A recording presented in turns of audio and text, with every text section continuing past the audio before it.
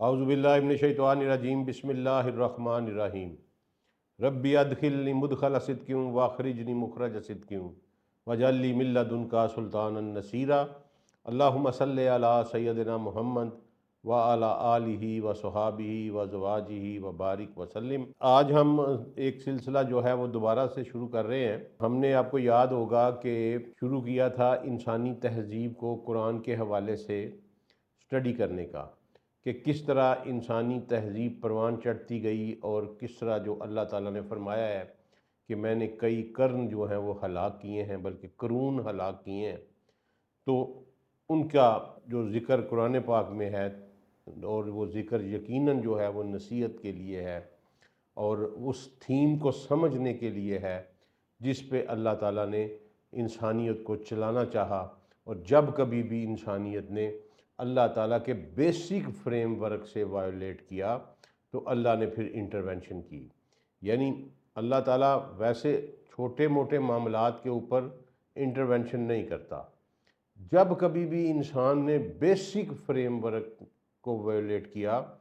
اور اللہ تعالیٰ کے نظام کو بالکل ہی الٹ دیا، تو پھر اللہ نے قرآن پاک میں فرمایا کہ میں نے پھر ان کو نسیاً مسیحا کر دیا۔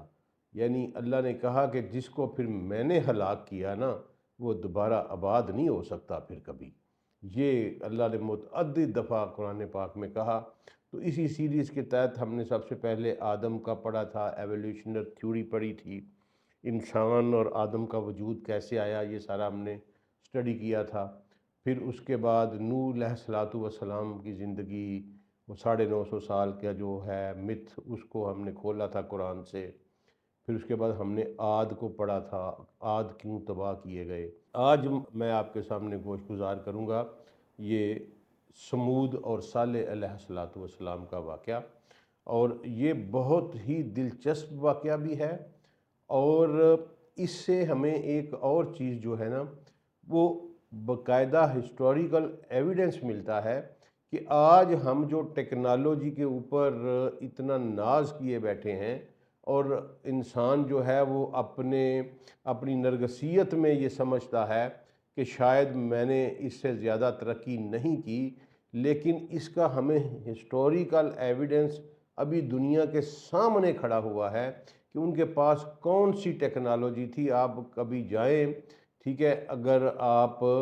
مدینہ شریف سے تبوک کا سفر کریں نا، خیبر سے آگے نکلیں اور تبوک کا سفر کریں، تو رستے میں آپ کو ہجر کی وادی ملتی ہے، اور اس میں انبلیویبل حد تک انسان حیرت میں گم ہو کے رہ جاتا ہے کہ یار یہ کیا چیز تھے لوگ۔ یعنی اوپر سے ایک پورا پہاڑ ہے پتھریلا، اس کے اندر ایک دروازہ ہے بالکل عام جیسا ہمارے گھروں کے دروازے ہیں نا، اسی سائز کا دروازہ ہے۔ آپ اس دروازے میں داخل ہوتے ہیں تو اندر پورا جناب ایک پورا آرکیٹیکچرل ویو ہے، آپ کا ڈرائنگ روم ہے، کچن ہے، بیڈ رومز بنے ہوئے ہیں، پورا گھر اندر جو ہے نا بنا ہوا ہے، اور کوئی اینٹ نہیں اس میں لگی ہوئی، کوئی اس میں سیمٹ نہیں۔ یعنی اسی پہاڑوں کو تراش کے انہوں نے دیواریں بیچ میں بنائیں۔ عجیب و غریب قسم کی ٹیکنالوجی ہے، اور اتنی ریفائن کٹنگ ہے کہ بندہ حیران رہ جاتا ہے۔ تو اس سے یہ نتیجہ اخذ کیا جاتا ہے کہ یہ دنیا کئی دفعہ اپنے بام عروج پر گئی، اور پھر یہ ان کا نام و نشان مٹا دیا گیا۔ چند افراد جو تھے وہ زندہ رکھے گئے، ان سے پھر دوبارہ سے اللہ نے انشانا کا لفظ استعمال کیا ہے قرآن پاک میں کہ میں نے دوبارہ پھر پروسیس انیشیٹ کیا، دوبارہ سے پروسیس کو شروع کیا۔ تو یہ پتہ نہیں کتنی دفعہ ہوا ہے، یہ بالکل رانگ کنسیپٹ ہے کہ آدم علیہ الصلوۃ والسلام کو دنیا میں آئے ہوئے 10,000 سال ہوئے۔ بالکل میں اسے قطعی تسلیم نہیں کرتا، اور نہ ہی قرآن اس کو سپورٹ کرتا ہے، کیونکہ قرآن نے کہا کہ میں نے نوح کے بعد کئی قرن ہلاک کر دی۔ اب یہ جو ہلاکتیں عاد و سمود کی آپ کو ملتی ہیں، یہ نوح علیہ السلام اور ابراہیم علیہ السلام کے درمیان کے دور کی ہیں، اور ان کے بارے میں بڑا عظیم فلاسفر ہے مسلمانوں کا تھا وہ، ویسے تو ابن رشد ایگنوسٹک تھا۔ تو اس نے کہا کہ اسے کسی نے کہا کہ تم جو ہو یہ عاد و سمود پر عذاب کا انکار کرتے ہو جبکہ ان کے عذاب کا ذکر قرآن پاک میں ہے، تو ابن رشد نے کہا کہ تم کہتے ہو کہ میں عذاب کا انکار کرتا ہوں، مجھے یہ بتاؤ کیا وہ تھے بھی کبھی؟ یعنی اس وقت آج سے 400-500 سال پہلے دنیا اس بات پہ یقین کرنے پہ تیار نہیں تھی کہ یہ قومیں کبھی دنیا میں ایگزسٹ کرتی ہیں، کیونکہ ان کا کوئی ہسٹوریکل ریکارڈ نہیں ملتا تھا، زیرو، ان کا کوئی ٹریس نہیں ملتا تھا، اس لیے قرآن کے اوپر اعتراض کرتے تھے اور کہتے تھے کہ جی یہ تو دیکھیں دنیا کی انالوجی ہے ہسٹری کی، اس میں تو یہ فٹ ہی نہیں بیٹھتا۔ پھر جب یہ جی پی ایس سسٹم آیا اور سیٹلائٹ کے ذریعے سے انہوں نے زمین کی تہوں میں دیکھنا شروع کیا تو وہ تیل کی تلاش کرتے کرتے انہیں نیچے شہر نظر آیا، اور پھر وہاں کھدائیاں کی گئیں اور نیچے جا کے پھر پتہ چلا کہ یہ تو پوری دنیا ایک آباد ہے،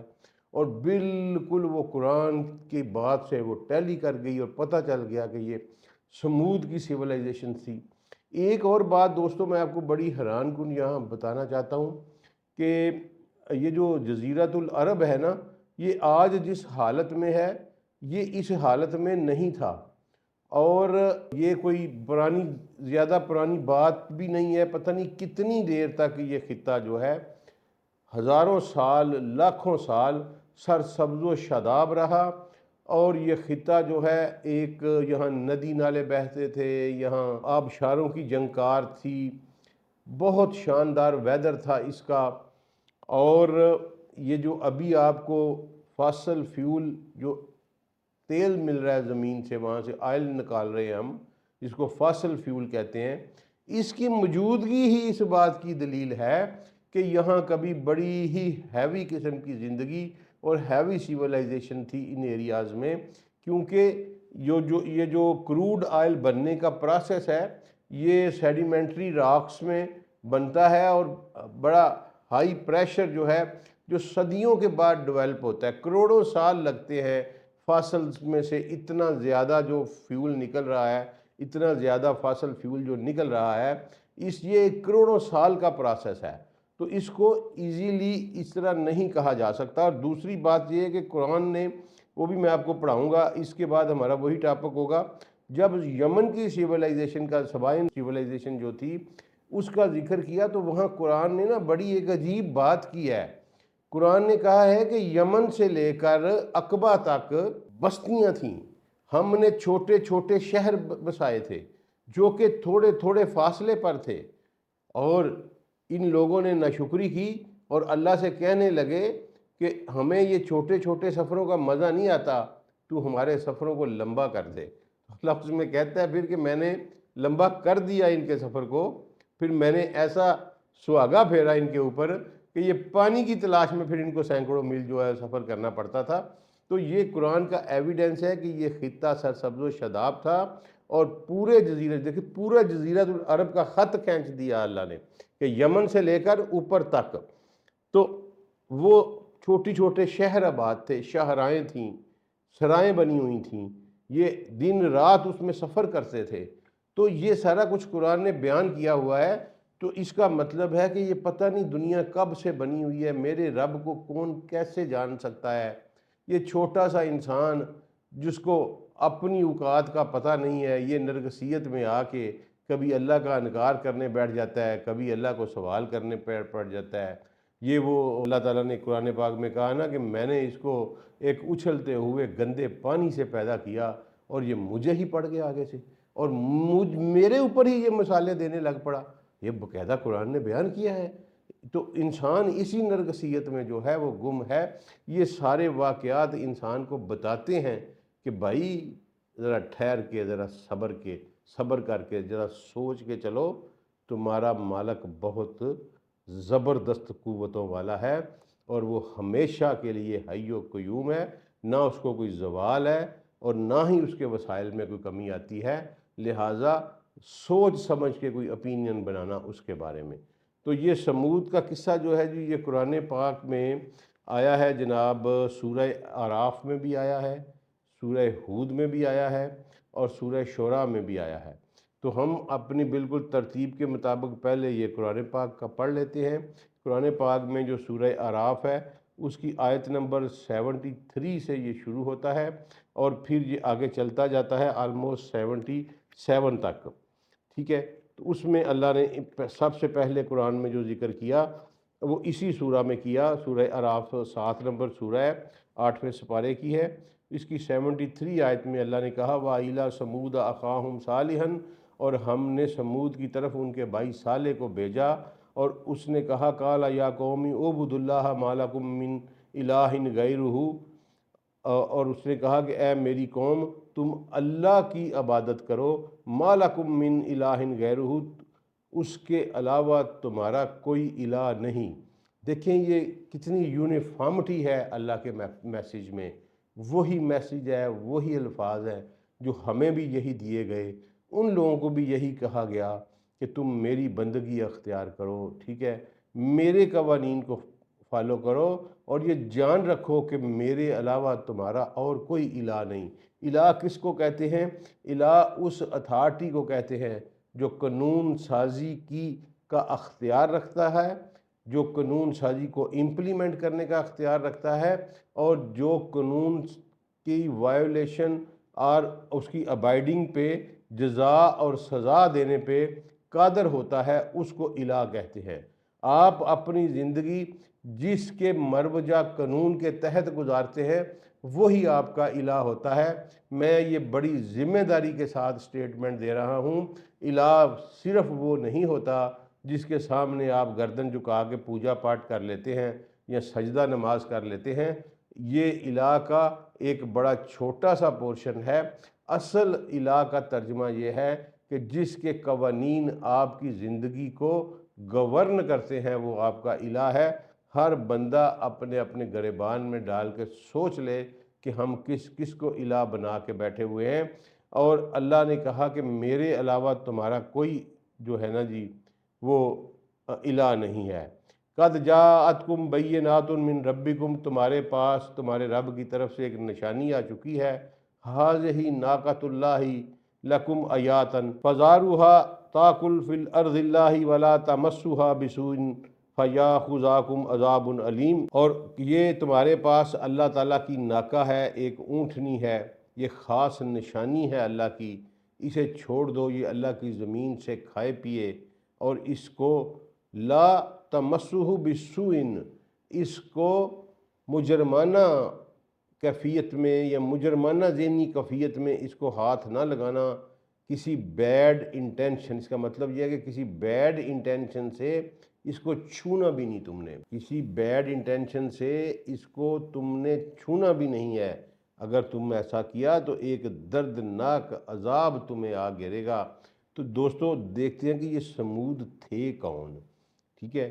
تو سمود کا جو ہمیں ملتا ہے نا جی، جناب صالح علیہ السلام جو ان پر مبعوث کیے گئے اللہ کے برگزیدہ پیغمبر، تو جناب صالح کا جو ہمیں سلسلہ نسب ملتا ہے وہ یہ ملتا ہے کہ صالح بن عبید بن آصف بن ماشے بن عبید بن حاضر بن سمود، ٹھیک ہے۔ اس کا مطلب ہے کہ سمود اس قوم کے جد امجد کا نام تھا، اور آگے پھر جو سمود کا ملتا ہے کہ سمود بن عاد بن اواس بن آدم بن سام بن نوح علیہ السلام، ٹھیک ہے۔ یہ نوح علیہ السلام تک ان کا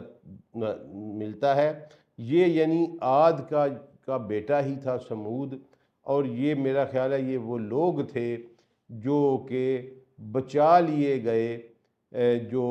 عاد سے جنہوں نے ہود علیہ السلام کے اوپر ایمان لے آئے تھے، اور ان کو اس عذاب سے بچا لیا گیا تھا، کیونکہ عاد کی جو سیولائزیشن تھی وہ عرب کے اس کونے پہ تھی، اور سمود کی جو سیولائزیشن ہے یہ عرب کے دوسرے کونے کے اوپر ٹریس ہوئی ہے۔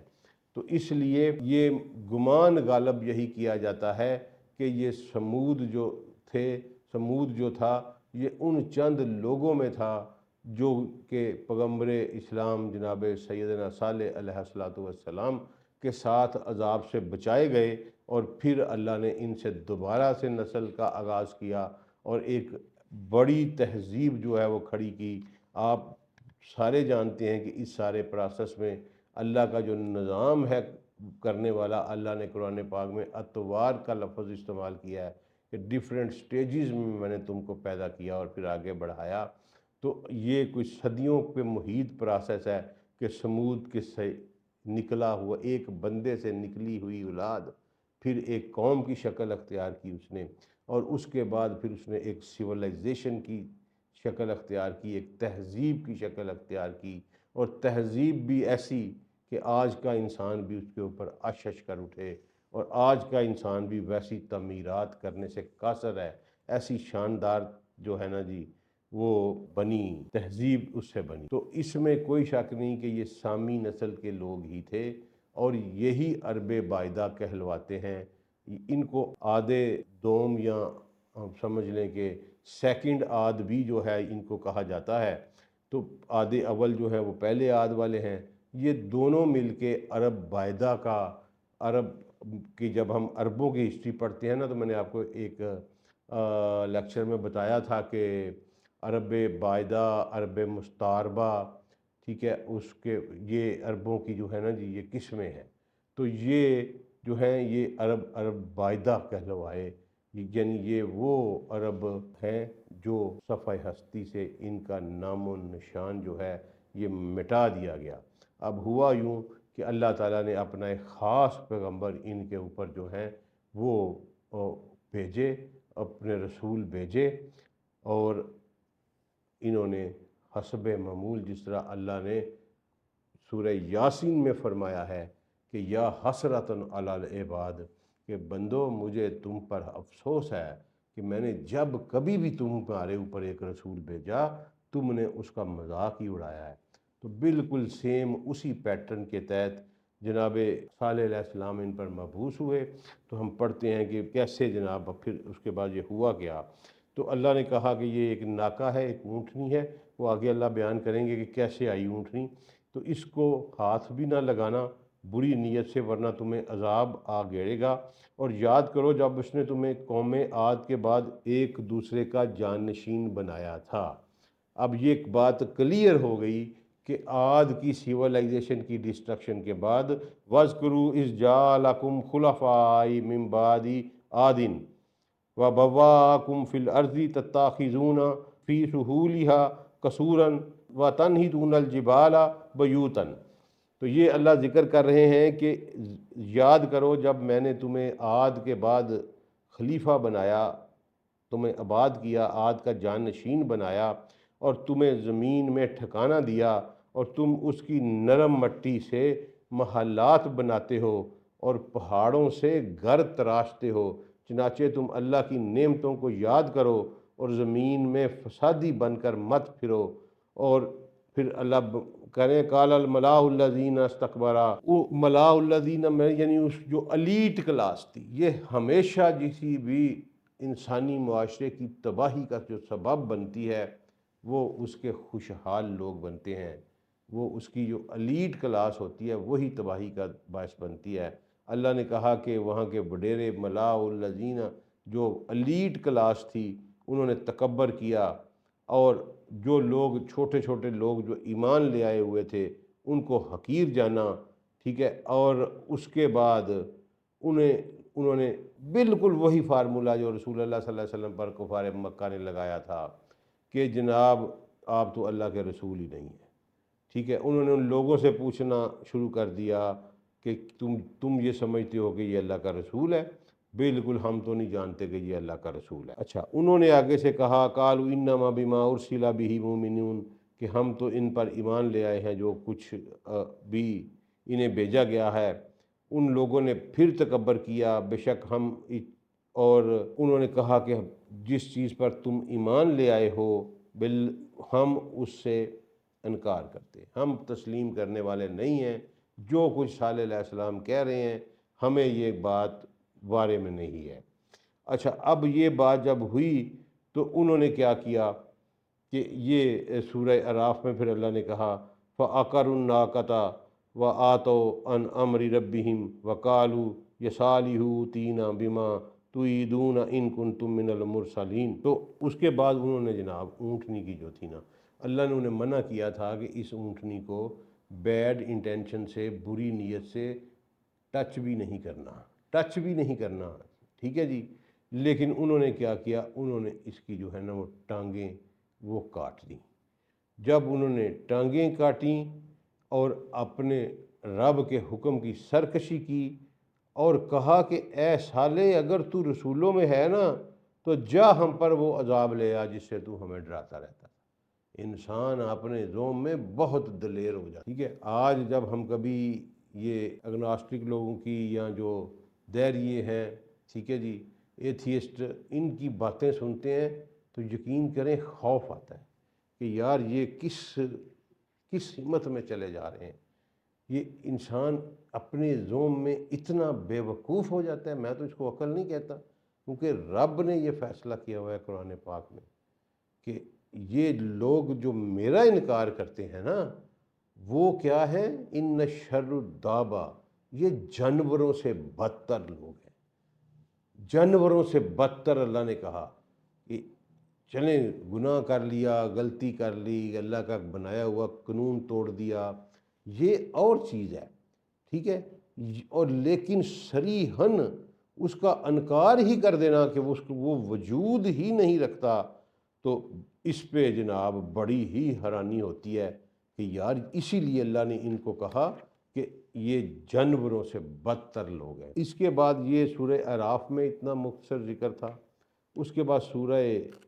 جو ہے ہود میں ذکر آتا ہے ان کا، اور سورہ ہود میں جو ذکر شروع ہوتا ہے وہ ان کا شروع ہوتا ہے آیت نمبر 62 سے۔ تو انہوں نے کہا کہ میں ترجمہ پڑھتا ہوں تاکہ بات جو ہے وہ زیادہ ہم کور کر لیں۔ یہ آیت نمبر ہے 62۔ انہوں نے کہا اے سالے اس سے پہلے تو ہماری امیدوں کا مرکز تھا، یعنی بالکل اسی طرح جس طرح رسول اللہ صلی اللہ علیہ وسلم کی بعثت سے پہلے سید رسول اللہ کو صادق و امین کہتے تھے، اپنی امانتیں رکھتے تھے، ان کی تعریفیں کرتے ہوتے تھے کہ تیرے جیسا تو پیدا ہی کوئی نہیں ہوا آج تک ہمارے اس علاقے میں، لیکن جو ہی اللہ کا پیغام آیا سب کے سب جانی دشمن بن گئے۔ یہی بات وہ کہہ رہے ہیں کہ اس سے پہلے تو ہماری امیدوں کا مرکز تھا، تو کیا تو ہمیں اس بات سے روکتا ہے کہ ہم ان کی عبادت کریں جن کی ہمارے باپ دادا عبادت کرتے تھے؟ بالکل سیم انسانیت کی فطرت بالکل سیم ہے، اور آج بھی وہی فطرت ہے ان کی، ٹھیک ہے جی۔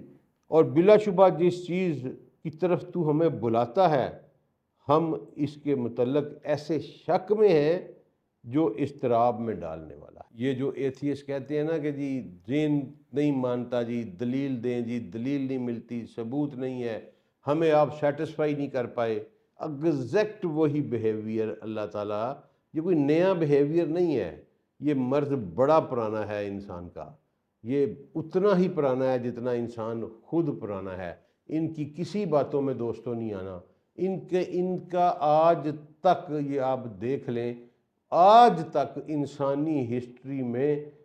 کہیں بھی ان لوگوں کی بات نہیں مانی گئی، کہیں بھی ان لوگوں کا غلبہ حاصل نہیں ہوا، سوائے یہ سوویت یونین کے چند سال ہیں، وہ بھی اس لیے کہ یہ دجال کی آمد کا جب ڈنکا بجا اس کے بعد چند سالوں کے لیے ان کا اقتدار وہاں قائم ہوا،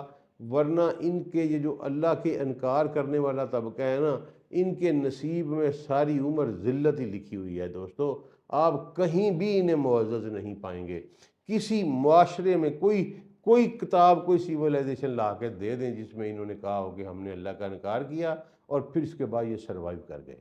تو وہی بات ہے کہ ان لوگ جن کی ہمارے آباء و اجداد جو تھے وہ تابعداری کر رہے تھے، جن کی بندگی کر رہے تھے، ہم ان کی مخالفت کریں۔ بلا شبہ جس چیز کی طرف آپ ہمیں بلاتے ہیں ہم اس کے متعلق ایسے شک میں ہیں کہ جو ہمیں اضطراب میں ڈال دیتا ہے۔ جناب صالح علیہ السلام نے کہا کہ اے میری قوم، بلا بتاؤ تو اگر میں اپنے رب کی طرف سے واضح دلیل پر ہوں اور اس نے مجھے اپنی طرف سے وَمِنْهُ رَحْمَةً، مجھے اس نے رحمت عطا کی ہے، پھر اگر میں اس کی نافرمانی کروں تو اللہ سے میری مدد کون کرے گا؟ تم تو میرا نقصان ہی بڑھا رہے ہو، اور اے میری قوم یہ اللہ کی اونٹنی تمہارے لیے بطور نشانی ہے، لہذا تم اسے چھوڑ دو کہ کھاتی پھرے اور اللہ کی زمین میں اور تم اس سے برائی سے نہ چھونا، وہی الفاظ جو سورہ اعراف میں آئے ہیں، سیم بالکل وہی پرنسپل ہے کہ یہ اللہ کی اونٹنی ہے، یہ اللہ کی نشانی ہے، اس کو نہ چھیڑنا، ادروائز تمہیں ایک عذاب آ کے پکڑ لے گا۔ پھر انہوں نے اس کی کوچیں کاٹ ڈالیں تو صالح علیہ السلام نے کہا تم اپنے گھروں میں 3 دن فائدہ اٹھا لو۔ اب یہ یہاں جو ہے نا جی، میں آپ کو تھوڑا سا روکتا ہوں، یہ قرآن نے جو اونٹنی کا بیان کیا ہے نا جی، وہ یہی کیا ہے۔ ہم آگے بھی تھوڑا سا پڑھ کے پہلے میرا خیال ہے قرآن کا دیکھ لیتے ہیں کہ قرآن کا کیا موقف آیا، اس کے بعد پھر ہم روایات کی طرف چلیں گے۔ اچھا، اس کے بعد اس میں انہوں نے کہا جی کہ 3 دن فائدہ اٹھا لو، یہ ایک ایسا وعدہ ہے جو کبھی بھی جھوٹا ثابت نہیں ہوگا۔ یہ اللہ کے پیغمبر نے پھر انہیں آخری پیغام سنا دیا کہ تم اپنی حدوں سے گزر گئے، تمہارے پہ حجت جو ہے وہ تمام ہو گئی، اور تم اس قابل نہیں کہ تم اللہ کی ایک بات کا بھی بھرم رکھ سکو، اسے ماننا تو بڑی دور کی بات ہے، تم اللہ کی ایک بات کا بھی بھرم رکھ سکو، اب انتظار کرو۔ اب یہ دیکھیں پیغمبر نے کیسا، اللہ کے اس برگزیدہ رسول نے کیسا طریقہ بتایا کہ 3 دن اب تم جو ہے نا، جو تم نے کرنا ہے کر گزرو، اب 3 دن کے بعد تمہارے پاس کوئی مہلت نہیں ہے، اور اللہ تعالیٰ تمہارے اوپر عذاب کا فیصلہ کر چکا ہے۔ اچھا، اس کے بعد کیا ہوا؟ پھر جب ہمارا حکم آ گیا تو ہم نے صالح اور اس کے ساتھ ایمان لانے والوں کو اپنی رحمت سے نجات دی۔ اپنے بندے وہ بچا کے لے جاتا ہے۔ سب سے بڑا اپنی پارٹی کا فیورٹزم کرنے والا ہمارا رب ہے۔ ہم ایک دفعہ اسے مان کر تو دیکھیں، اسے جان کر تو دیکھیں، یعنی ہر جگہ وہ کہتا ہے کہ میں نے اپنے بندوں کو نجات دے دی، میں نے اپنے بندے بچا لیے۔ یہاں بھی وہی ہے کہ نجینا صالحا والذین آمنوا معہ برحمۃ منا، ٹھیک ہے جی، کہ ہم نے اپنی طرف سے ان پر رحمت اتاری اور انہیں نجات دی، انہیں بچا لیا۔ اچھا، اس کے بعد کیا ہوا؟ اور اس قیامت کے دن کی رسوائی سے بھی ہم نے ان کو نجات دی، یعنی جو لوگ پیغمبر علیہ السلام پر ایمان لے آئے، اللہ نے نہ صرف ان کی، ٹھیک ہے جی، دنیا میں ان پر مہربانی کی، وہ جس بھی کرب کی کفیت میں مبتلا تھے، اللہ نے نہ صرف دنیا میں ان پر مہربانی کی بلکہ اللہ نے ان سے وعدہ بھی کر لیا، ان ربک هو القوی العزیز۔ اب یہ دیکھیں، میں نے آپ کو ایک تھم رول پڑھایا ہوا ہے کہ جہاں کہیں بھی اسماء الہیہ آئیں گے، اللہ کریم کے پاک نام کا، اللہ کریم کے پاک رسول صلی اللہ علیہ وآلہ وسلم کا تذکرہ آئے گا، تو اس جگہ پہ لا محالہ جو ہے وہ ان لوگوں کا بھی تذکرہ آئے گا جو اللہ کے اس رسول ہمارے رسول سے پہلے گزر کے گئے ہوئے ہیں۔ تو یہ بالکل سیم انالوجی ہے، اور انسانیت نے اپنی روش میرے دوستوں نہیں بدلی، اور آج بھی انسانیت اپنی اسی روش کے اوپر جو ہے نا جی وہ کھڑا ہے، اور اسی ضد کا جو ہے نا جی وہ بنا ہوا ہے شاہکار کہ ہم جو ہیں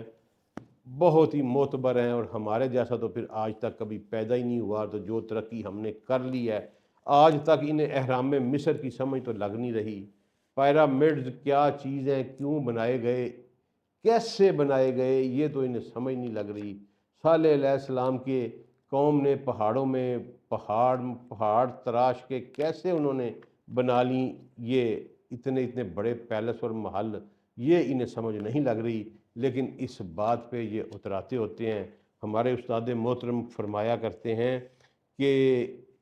ہو سکتا ہے کہ اس انسانیت کے اوپر بھی ایک وقت ایسا آئے کہ جب کبھی پھر دوبارہ آباد ہونے کی باری آئے تو ہمارے بچوں کو یاد بھی نہ ہو کہ ہم نے کبھی ہوائی جہاز بھی بنایا تھا، اور ایسا ہی ہوتا رہا ہے اس دنیا میں۔ یہ اگلی دفعہ جو آیا قرآن پاک میں سورہ شورا کا، شورا، ٹھیک ہے جی، شورا نہیں، شورا، شاعر کی جمع جو شورا ہوتی ہے نا جی، یہ ہے 6 سورہ ہے یہ، اور اس کی آیت نمبر 142 سے شروع ہو رہا ہے۔ جب ان کے بھائی صالح نے ان سے کہا کہ تم اللہ کا قانون فالو کرو، اللہ کا تقوی کرو، اللہ کی پیروی کرو، اللہ کے قانون کی، بلا شبہ میں تمہارے لیے ایک امین رسول بنا کے بھیجا گیا ہوں، رسول امین، ایک امین رسول بنا کے بھیجا گیا ہوں۔ اور اچھا، یہ امین، رسول امین، تو یہ رسول تو امین ہی ہوتا ہے، ٹھیک ہے۔ یہ اللہ نے یہاں رسول امین کیوں لگایا، اسپیشل کیوں لگایا؟ کہ ان کی جو قوم تھی وہ مسلسل انہیں جھٹلا رہی تھی، ٹھیک ہے، اور انہوں نے کمر کسی ہوئی تھی اس بات کے اوپر کہ تم اللہ کے رسول ہو ہی نہیں، یہ ہو ہی نہیں سکتا کہ تمہارے جیسا بندہ اللہ کا رسول بن جائے۔ یہ وہ غرور اور تکبر میں وہ ایلیٹ کلاس اس قدر گمراہ تھی، تو اس لیے اللہ نے کہا کہ یہ غلط بات بیان نہیں کرتا،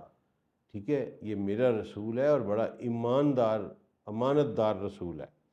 اچھا جی، اس کے بعد فاتقوا اللہ واطیعون، تم، یہ پیغمبر صالح علیہ السلام نے کہا کہ اللہ کا تقوی اختیار کرو اور اطیعون، اور پھر میری اطاعت کرو۔ اچھا جی، میں اس تبلیغ پر تم سے کوئی اجر نہیں مانگتا، میرا اجر تو اپنے رب العالمین کے ذمے ہے، رب العالمین کے ذمے ہے میرا اجر، میں کوئی اجر نہیں مانگتا۔ اچھا جی، کیا تمہیں یہاں کی چیزوں میں پرامن چھوڑ دیا جائے گا، یعنی باغوں اور چشموں میں، کھیتوں اور کھجوروں میں، جن کے خوشے نرم اور نازک ہیں، اور تم اتراتے ہو پہاڑوں سے گر تراشتے ہوئے، چنانچہ تم اللہ سے ڈرو اور میری اطاعت کرو، تم حد سے بڑھنے والوں کے حکم کی اطاعت نہ کرو جو زمین میں فساد کرتے ہیں اور اصلاح نہیں کرتے، ٹھیک ہے جی۔ اور انہوں نے کہا بس تو سحر بالکل وہی انالوجی دیکھ لیں، صدیوں پہلے کی بات ہے، میرے رسول صلی اللہ علیہ وسلم کو بھی یہی کہا گیا کہ یہ ساحر ہے، یہ جادو، اس پہ جادو کا اثر ہو گیا ہے، ٹھیک ہے جی۔ یہاں بھی صالح علیہ السلام کو بھی یہی بات کہ قالوا انما انت من المسحرین، اور تو ان لوگوں میں شامل ہے، نعوذ باللہ، استغفر اللہ، جن کو جادو نے، سحر نے اپنے اثر میں لے لیا ہے۔ اب یہاں 2-3 چیزیں دیکھیے گا اللہ نے کھول کے بیان کر دی ہیں، وہ یہ ہے کہ اس وقت اس خطہ زمین میں فی جنات و عیون، یعنی باغات بھی کثرت سے تھے اور باغوں میں چشمے بھی کثرت سے تھے۔ دنیا کا یہ خوبصورت ترین خطہ ہوگا جو آج انسانیت کے جرائم کی وجہ سے لک و دک، خوفناک صحرا ہیں، یقین کریں۔ میں نے ڈیزرٹ جو ہے اپنا پاکستان والا سارا ڈیزرٹ تقریباً گھوما ہوا ہے، ٹھیک ہے جی، جس کو ہم چولستان کہتے ہیں، بہت بڑا ڈیزرٹ ہے، بڑی پرٹیکولرلی گرمی میں بڑی ہول ناکی ہے اس میں، لیکن یہ جو ڈیزرٹ ہے، یہ چولستان کا ڈیزرٹ عرب کے ڈیزرٹ کے سامنے کچھ بھی نہیں لگتا، یقین کریں۔ کالے سیاہ پتھر، اور پتھروں سے عجیب و غریب قسم کا ایک وحشت خوف نکلتا ہے، اور پھر ان پتھروں کے درمیان میں ریت اڑتی ہے، یعنی کوئی ٹاواں دور کہیں کوئی آپ کو کوئی گھاس کا تنکا نظر آ گیا، کوئی چھوٹا سا بش، کوئی جاڑی نظر آ گئی، ادروائز ہول ناکیاں ہیں کس سرزمین پر جس کے بارے میں اللہ کریم فرما رہے ہیں کہ یا تم اترا رہے ہو، ٹھیک ہے جی، تم غرور کر رہے ہو، اور اس چیز کے اوپر کہ جہاں فی جنت و عیون، ٹھیک ہے جی، کہ یہاں باغ اور اپنے جو چشمے ان پہ غرور کر رہے ہو، اور کھیتوں اور کھجوروں میں جن کے نرم خوشے نرم و نازک ہیں، اور تم اتراتے ہو یعنی تکبر کرتے ہو، پہاڑوں سے گر تراشتے ہو، چنانچہ تم اللہ سے ڈرو اور میری اطاعت کرو، تم حد سے بڑھنے والوں کے حکم کی اطاعت نہ کرو جو زمین میں فساد کرتے پھرتے ہیں، ٹھیک ہے جی۔ یہ بالکل سیم مضمون جو ہے یہ اسی طرح آ گیا، پھر آگے یہی ہے، لہٰذا اگر کوئی نشانی دکھا، انہوں نے کہا بالکل وہی جملہ دوستو، ما انت الا بشر مثلنا، کیا تو ہماری طرح کا بشر نہیں ہے؟ لہٰذا اگر تو اپنے دعوی رسالت میں سچا ہے تو پھر ہمیں کوئی نشانی دکھا۔ دوستو، جو میرے رسول صلی اللہ علیہ وآلہ وسلم کو یہ بات کہیں اور جو اس بات کو اپنی تقریر کا موضوع بنائیں، کل انما انا بشر مثلکم، جو صرف اتنا ٹوٹا جوڑ کے اس کے اوپر پروگرام کریں، اس کے اوپر تقریریں کریں، اس کے اوپر جمعے پڑھائیں، اس سے بڑی غداری رسول اللہ صلی اللہ علیہ وآلہ وسلم کے ساتھ نہیں ہو سکتی۔ کیونکہ آپ کو میں یہ ایک بات بتاتا چلوں کہ یہ جو آیت ہے نا، یہ اور سینس میں قرآن پاک میں آئی ہے کہ تم مجھے اپنے جیسا نہ سمجھنا، انہیں کہو کہ انما انا بشر مثلکم، ہاں میں تمہاری طرح کا ایک بشر ہوں، لیکن مجھ پر وحی کی جاتی ہے، مجھے اپنا جیسا نہ سمجھ لینا۔ یہ آیت کا مصداق یہ ہے، اور اس امت کے ناخلف طبقے نے آیت کا مصداق اگلی پڑھتے ہی نہیں، اگلا ٹوٹا جو ہے نا، لیکن مجھ پر وحی کی جاتی ہے، یہ شاذ و نادر بندہ ہی پڑھے گا، ورنہ یہیں آ کے رک جاتے ہیں، ٹھیک ہے، اور اس سے پھر نئی نئی دلیلیں جو ہیں وہ نکال لیتے ہیں۔ ایگزیکٹ یہی بات دیکھ لیں، ما انت الا البشر مثلنا، اور تو ہماری طرح کا ایک بشر نہیں ہے۔ یہ جو رسول اللہ کو اس طرح پکارے وہ ان سمودیوں کا ساتھی ہے، اس کا ہمارے ساتھ سیدی رسول اللہ صلی اللہ علیہ وآلہ وسلم کے ساتھ کوئی تعلق نہیں۔ لوگ اپنا اپنا غور خود کر لیں، ٹھیک ہے جی۔ اچھا، اس کے بعد پیغمبر علیہ السلام نے کہا، قال ھذہ ناقۃ لھا شرب ولکم شرب یوم معلوم، یہ اللہ کی اونٹنی ہے، ھذہ ناقۃ، یہ اونٹنی ہے۔ اچھا، وہاں اب پانی کا جو ریزروائر تھا نا جی، کوئی ہوگا، کوئی چشمہ ابھر رہا ہوگا، اس کو انہوں نے سٹور کر لیا ہوگا سویٹ ڈرنکنگ واٹر کی وجہ سے، تو وہاں لوگوں کی لائن لگ کے جو ہے نا جی، وہ لوگ پانی لیا کرتے تھے۔ اللہ کے پیغمبر نے حکم نافذ کر دیا کہ یہ اللہ کی اونٹنی ہے، اس کو پینے کھانے سے نہیں روکنا، پیچھے آپ 2 آیات پڑھ چکے ہیں، اور یہ جہاں سے چاہے پیے، جتنا چاہے پیے، اور جب چاہے پیے۔ اب وہ اونٹنی کا، ٹھیک ہے نا جی، ظاہر ہے وہ ایک نشانی تھی اللہ کی، اس نے کوئی نارمل اونٹنی تو تھی نہیں وہ۔ اب ہوا کیا کہ جو روایات میں آتا ہے وہ یہ ہوا کہ جب انہوں نے باری پانی کی لگا دی تو اس کے بعد ہوا یہ کہ جس دن اونٹنی کی باری ہوتی تھی، ٹھیک ہے، اس دن اونٹنی جو ہے وہ سارا پانی پی جاتی، صبح سے لے کر شام تک جتنا اس ریزروائر اس سٹوریج میں ہوتا وہ سارے کا سارا پی جاتی۔ اگلے دن جب وہ آتے تو جو سٹوریج ہوتی وہ فنش۔ اب اس دن باری لوگوں کی تھی، اس دن باری پبلک کی تھی۔ پبلک نے کہا یار یہ عجیب رولے میں پڑ کے سارا پانی پی جاتی ہے، ہماری باری آتی ہے تو سٹوریج جو ہے، یہ ٹینک ہے یا جو بھی تھا وہ واٹر سورس، وہ خشک پڑا ہوتا ہے۔ اب انہوں نے اس اونٹنی کے خلاف سازشیں شروع کر دیں، حتیٰ کہ اللہ نے یہاں بھی پھر وہی کہا کہ اس کو بری نیت سے چھونا بھی نہیں ہے، کرمنل انٹینشن سے، بیڈ انٹینشن سے اس کو ٹچ بھی نہیں کرنا، ورنہ میں تمہیں چھوڑوں گا نہیں، تمہیں ایک عظیم عذاب آ گرے گا۔ لیکن یہاں بھی ایسے ہی کہا کہ پھر انہوں نے اس کی پونچھیں کاٹ ڈالیں، یعنی ڈرے ہی نہیں یار، خود ہی معجزہ مانگا، پیغمبر نے خود ہی معجزہ دے دیا اور ڈرے نہیں اس سے، اور اسی اونٹنی کو انہوں نے ذبح کر کے کھانے کا پروگرام بنا لیا۔ اچھا جی، اللہ نے کہا کہ انہیں پھر ایک چنانچہ انہوں نے اس کی ٹانگیں کاٹ ڈالیں اور پھر ندامت نے ان کو آ لیا، جو انہیں عذاب نے آ پکڑا، بے شک اس میں عظیم نشانی ہے اور ان کے اکثر ایمان لانے والے نہ تھے۔ اللہ نے کہا کہ یہ جو کچھ ہوا اس میں تمہارے آنے والے کے لیے ایک بڑی گریٹ نشانی ہے، اور یہ جو تھے یہ ایمان لانے والے تھے ہی نہیں۔ ٹھیک ہے جی، یہ ہے سورہ شورى کی آیات نمبر جو ہیں یہ ختم ہو رہی ہیں جی 158 تک۔ تو یہ جو ہے نا جی قرآن پاک کا یہ بیان ہے جی ان کے بارے میں۔ اچھا، اب ہم آتے ہیں تھوڑا سا تاکہ اس ٹاپک کو مکمل کر دیں۔ یہ قرآن نے بیان کیا ہے، اب تفصیلات ہمیں واضح ملتی ہیں۔ کچھ ہمارے مورخین جو ہمارے محدثین ہیں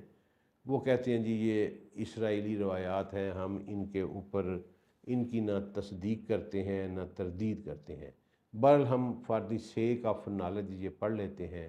کہ انہوں نے یہ کہا تھا کہ اس پتھر سے اونٹنی نکال کے دکھاؤ، اور اونٹنی بھی ایسی کہ جو تازہ بچہ جو ہے اس نے جنم دیا، یعنی جس کو ہم سوئی اونٹنی انہوں نے کہا جی کٹ کے دکھاؤ۔ وہ جب جناب اب ظاہر ہے چیلنج ہو گئی، نبوت رسالت چیلنج ہو گئی، تو رسالت نے پھر وہاں اپنا آپ دکھایا، اور اللہ نے اپنے جمال سے اپنے جلال سے جو کچھ بھی ہوا وہ اونٹنی جو ہے نا جی وہ پتھر سے نکل آئی۔ اب وہ اونٹنی اتنی بڑی تھی، اتنی دیو ہیکل تھی کہ وہ سارا ان کا کھانا کھا جاتی اور سارا پانی پی جاتی۔ اللہ نے بھی تو پھر اخیر انہوں نے مانگ کے اللہ نے کہا یاد کرو گے، ٹھیک ہے، کہ اب میرے کسی پیغمبر سے معجزہ مانگتے ہوئے یاد کرو گے۔ اچھا، وہ جناب روایات میں یہ آتا ہے کہ اس پہ وہ فرسٹریٹ ہو گئے کہ سارا پانی پی جاتی ہے، سارا چارہ کھا جاتی ہے، ہم تو عجیب رولے میں پھنس گئے ہیں۔ دوستو، یہ اونٹنی، میرا موقف یہ ہے، میری سٹڈی میری ریسرچ کا کنکلوژن یہ ہے کہ جس بھی پہاڑ سے یہ نکالی گئی، جس بھی پہاڑ سے یہ نکالی گئی، اس پہاڑ میں کوئی نہ کوئی پورٹل موجود تھا، اور یہ جو اونٹنی ہے یہ کسی اور دنیا کا ناکہ تھا جو کہ یہاں آیا تو انسانوں کی ایک پوری سویلائزیشن کے اوپر اس کی فوڈ کی ضروریات پورا کرنا ناممکن رہا۔ میرے اللہ نے ایک دفعہ فرشتوں سے کہا کہ انسان میری بغاوت کرتا ہے، حتیٰ کہ میرے پاس ایسے جانور ہیں کہ اگر میں ان میں سے ایک جانور چھوڑوں تو وہ ارض و سماوات کو کھا جائے ایک ہی نوالے میں۔ فرشتوں نے پوچھا کہ باری تعالیٰ تیرے یہ جانور کدھر ہیں؟ اللہ نے کہا میرے یہ جانور میری چراگاہوں میں ہیں۔ انہوں نے کہا یا اللہ تیری چراگاہیں کدھر ہیں؟ فرمایا میرے خیالوں میں۔ اتنے ڈاڈے، اتنے تگڑے رب کو تم انکار کر کے کہاں جاؤ گے؟ اللہ نے کہا کہ میں ایک چھوٹا سا روڑا جو ہے نا، وٹا جس کو ہم پنجابی میں کہتے ہیں، زمین کی طرف سرکا دوں نا تو تمہارا نیست و نبود ہو جائے، تمہارا نام و نشان مٹ جائے سارے زمین والوں کا۔ اور سائنس آج مانتی ہے کہ اگر کسی دن کوئی شہاب ثاقب کا ٹکڑا اپنے مدار سے باہر نکل کے جس دن سورج کی گریویٹیشنل فورس ویک پڑی، وہ اپنے سے باہر نکل کے 1 فٹ یا آدھے فٹ کا ٹوٹا بھی اگر لاہور پہ ٹکرا جائے، زمین کے جس حصے پہ ٹکرا جائے، وہاں زندگی کا خاتمہ کر دے گا۔ یار اس رب کے سامنے تم کہتے ہو کہ ہم یہ ہیں ہم وہ ہیں، یہ دلیلیں دیتے ہو۔ تو قصہ مختصر صاحب ہو کہ انہوں نے کہا کہ یہ اب وہ اونٹنی جو تھی نا جی وہ نکلی کسی پہاڑ سے، ابھی ہم اس پہ نہیں جاتے، وہ ہم اپنی دوسرے لیسن میں پڑھ لیں گے۔ تو ایک بھائی نے ابھی مجھے میسج کر کے آج ہی یہ بتایا تھا کہ وہ بھی اس کے اوپر کام کر رہے ہیں، اور ایک انہوں نے کہا جی کہ مجھے شک ہے کہ ایک پورٹل جو ہے نا مدینہ میں بھی ہے، تو آپ بھی اس پہ کام کریں، میں بھی اس پہ کام کرتا ہوں۔ انہوں نے مجھے وہ جگہ بھی لوکیشن بتائی، وہ جگہ میں نے دیکھی بھی ہوئی تھی، اور انہوں نے تصویر بھی پھر اسے مجھے اس کی بھیجی۔ تو ہمیں خوشی ہے کہ ہماری اس ایفرٹ کی وجہ سے، آپ سب لوگوں کے تعاون کی وجہ سے، لوگ اب ان لائنوں پہ کام کرنا اور سوچنا شروع ہو گئے ہیں۔ قصہ مختصر کہ انہوں نے ڈیمانڈ کیا، اللہ نے کہیں نہ کہیں سے اس اونٹنی کو نکالا اور اس نے ان کو مصیبت میں ڈال دیا۔ اب اللہ کے پیغمبر مسلسل ڈرا رہے تھے کہ یار اس کو نہ ہاتھ لگانا، اس کو بری نیت سے ہاتھ بھی نہ لگانا، ٹچ بھی نہ کرنا، تمہیں بہت وجود پھرے گا، بہت چھتر پڑیں گے، اس کو نہ چھیڑنا۔ لیکن ظاہر ہے انہوں نے جناب پھر ایک بندے کو جو ہے نا جی وہ راضی کر لیا اس بات کے اوپر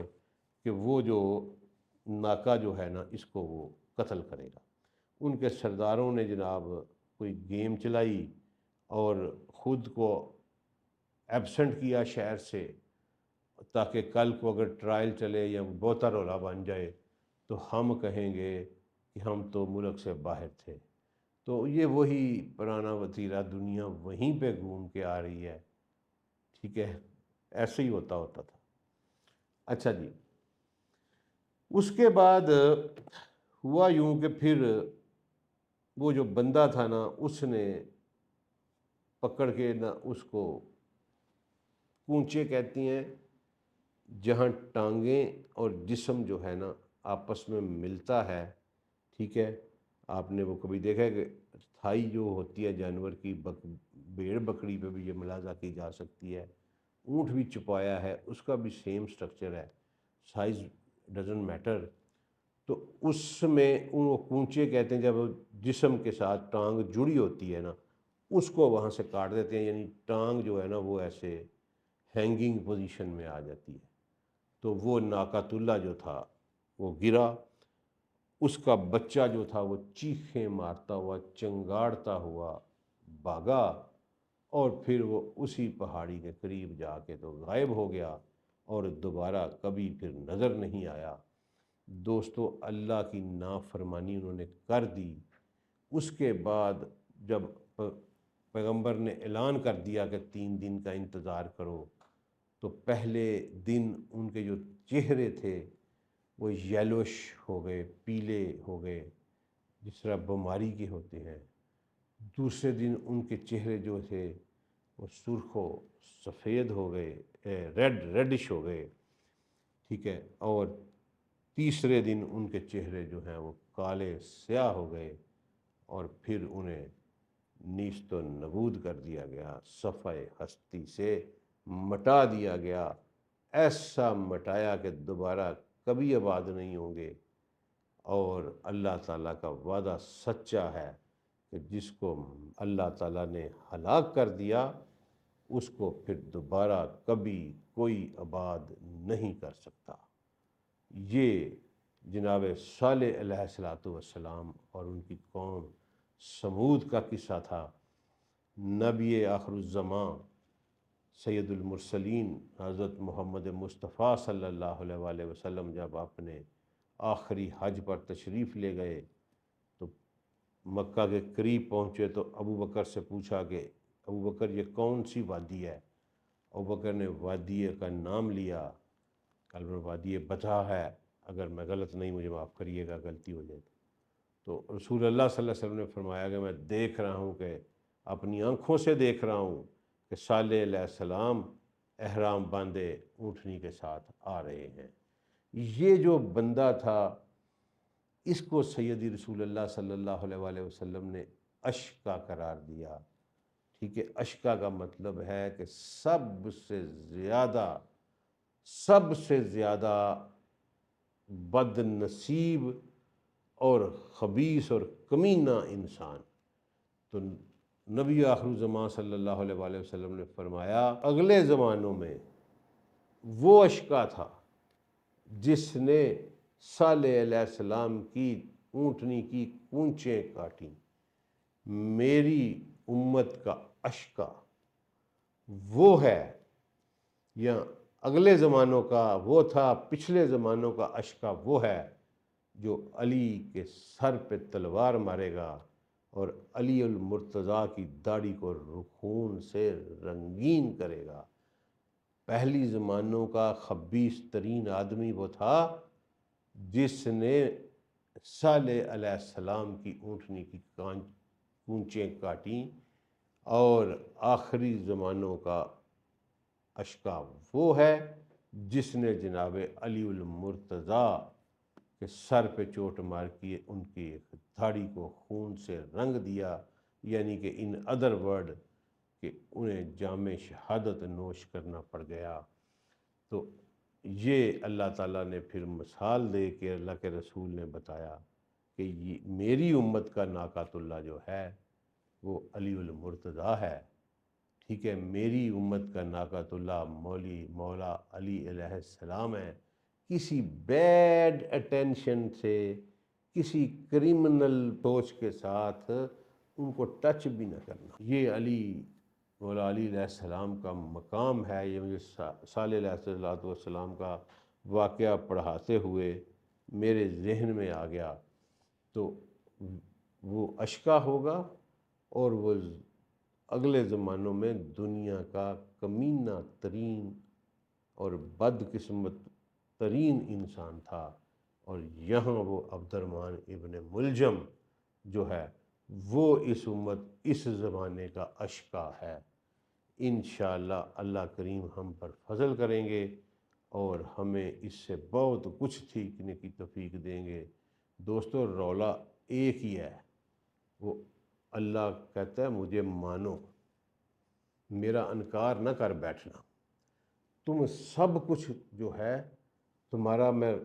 خلط ملط کر دوں گا اگر تم نے میرا انکار کیا۔ جتنے مرضی اسپتال بنا لو، جتنی مرضی سڑکیں بنا لو، اگر تم نے اللہ کا انکار کر دیا تو آپ پرماننٹ لاس میں چلے گئے۔ دوستو، یہ بڑی ذمہ دارانہ سٹیٹمنٹ میں دے رہا ہوں کہ آپ پرماننٹ لاس میں چلے گئے اور آپ کی ریکوری کے کوئی چانسز نہیں ہیں۔ لہٰذا اس امت کا ناقۃ اللہ اور اپنی امت کا ناقۃ اللہ پہچانو، اور جس نے بھی اس ناقۃ اللہ کو نقصان پہنچانے کی کوشش کی ہے، اللہ کے عذاب کے وہ مستحق ٹھہرائے گئے ہیں۔ السلام علیکم ورحمۃ اللہ وبرکاتہ۔